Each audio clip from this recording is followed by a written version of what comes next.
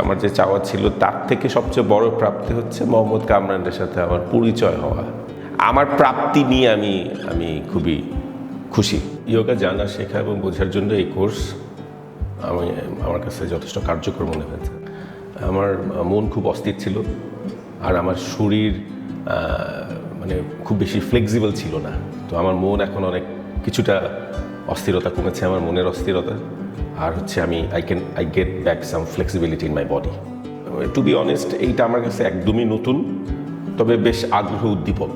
মানে আমার আগ্রহ বাড়ছে। মোহাম্মদ কামরানের সাথে আমার ব্যক্তিগতভাবে পরিচয় হওয়াটা এটা একটা বড় প্রাপ্তি। এবং সেটা হচ্ছে উনি মানে এই 3 মাসের মধ্যে এই যত থিওরিটিক্যাল ক্লাস বলেন, প্র্যাকটিক্যাল ক্লাস বলেন, আমাদের এক একজনের শারীরিক সক্ষমতা, মানসিক বিষয়কে গ্রহণ করবার যে লিমিটেশন, সেগুলোকে উনি বিং এন টিচার যেভাবে অ্যাড্রেস করেন এবং মানে অনবরত যে উৎসাহ দেওয়া এবং বাস্তব উদাহরণ এনে প্রত্যেকটা জিনিসকে যেভাবে রিলেট করেন উনি, ইটস ভেরি, এবং ওনার কমিউনিকেশনের স্কিলস মানে অনেক ভালো।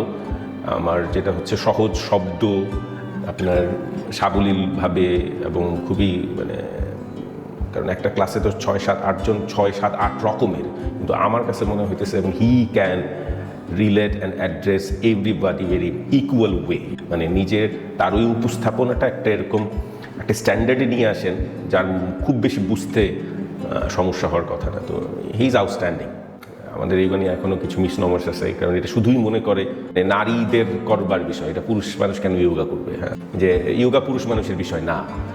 কিন্তু আপনার পুরুষের যেই রকমের মানসিক ট্রমা, যেই রকমের মেন্টাল স্ট্রেস, যেই রকমের আনফ্লেক্সিবল বডি নিয়ে he are moving around, I think মানে এইটা, এবং একটা বয়সের পরে জিম ওয়ার্ক থেকে করার থেকে এই চর্চাটা, ইয়োগা চর্চাটা I think is much more preferable for man also.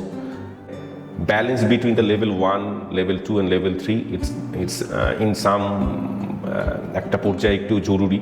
মানে এটা কিছু জিনিস হয়তো সেকেন্ড লেভেল থেকে ফার্স্ট লেভেলে নিয়ে আসলে ওই দিকের চাপটা একটু কমে। তো এইটা একটু ব্যালেন্সের দরকার আছে।